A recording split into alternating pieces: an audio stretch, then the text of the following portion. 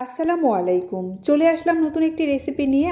আজ আমি তৈরি করে দেখাবো একটা ডিম, পেঁয়াজ আর আটা দিয়ে খুবই মজার একটি নাস্তা রেসিপি। চলুন তাহলে শুরু করা যাক।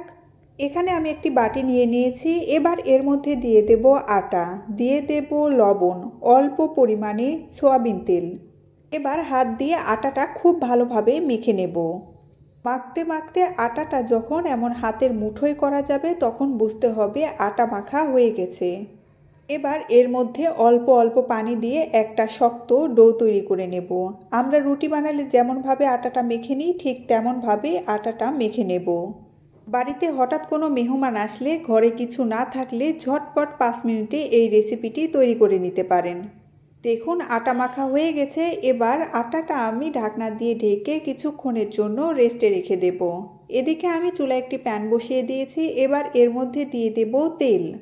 তেল গরম হয়ে গেছে। এবার এর মধ্যে দিয়ে দেব একটা ডিম। ডিমটা ভালোভাবে ভেঙে নেব। এবার এর মধ্যে দিয়ে দেব স্বাদ অনুযায়ী লবণ। এবার অল্প আঁচে নেড়েচেড়ে ডিমটা ভালোভাবে ভেজে নেব। দেখুন ডিম ভাজা হয়ে গেছে। এবার এটা আমি উঠিয়ে নেব। নাস্তাটির ভেতরের পুর তৈরি করার জন্য এখানে আমি একটি বাটি নিয়ে নিয়েছি। এবার এর মধ্যে দিয়ে দেব পেঁয়াজ কুচি, দিয়ে দেব কাঁচামরিচ কুচি, দিয়ে দেব স্বাদ অনুযায়ী লবণ, অল্প পরিমাণে হলুদ গুঁড়ো, মরিচের গুঁড়ো, অল্প পরিমাণে গরম মশলা গুঁড়ো, দিয়ে দেব অল্প পরিমাণে গোটা জিরে, অল্প পরিমাণে তেল। এবার হাত দিয়ে সকল উপকরণগুলো খুব ভালোভাবে মেখে নেব। এমনভাবে মাখতে হবে যাতে পেঁয়াজটা নরম হয়ে যায়।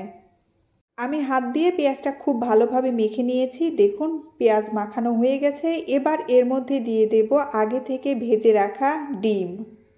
এবার নেড়েচেড়ে পেঁয়াজ আর ডিমটা খুব ভালোভাবে মিশিয়ে নেব। দেখুন এখানে আমি পেঁয়াজ আর ডিমটা খুব ভালোভাবে মেখে নিয়েছি। এবার এটা আমি সাইডে রেখে দেব। নাস্তাটি তৈরি করার জন্য এখানে আমি একটি বেলনা নিয়ে নিয়েছি। এবার বেলনা মধ্যে আমি তেল মাখিয়ে নেব। আপনারা চাইলে তেলের পরিবর্তে বেলনার মধ্যে শুকনো আটাও ছড়িয়ে নিতে পারেন। এবার আগে থেকে মেখে রাখা আটা থেকে অল্প একটু আটা নিয়ে হাত দিয়ে এমন করে মেখে নেব।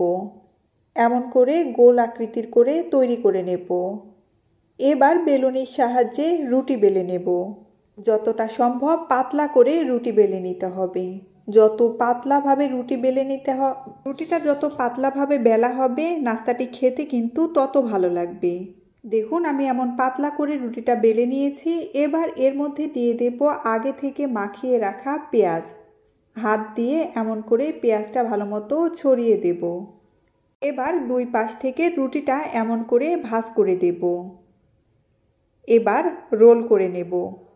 আপনাদের দেখে বুঝে নিতে হবে আমি কেমন করে নাস্তাটা তৈরি করে নিচ্ছি। দেখুন নাস্তাটি তৈরি হয়ে গেছে। এবার সবগুলো নাস্তা এমনভাবে তৈরি করে নেব। এখানে আমি সবগুলো নাস্তা তৈরি করে নিয়েছি। এবার আমি চুলায় একটি প্যান বসিয়ে দিয়েছি। এর মধ্যে দিয়ে দেব তেল। তেল যখন হালকা গরম হয়ে যাবে এর মধ্যে নাস্তাগুলো দিয়ে দেব।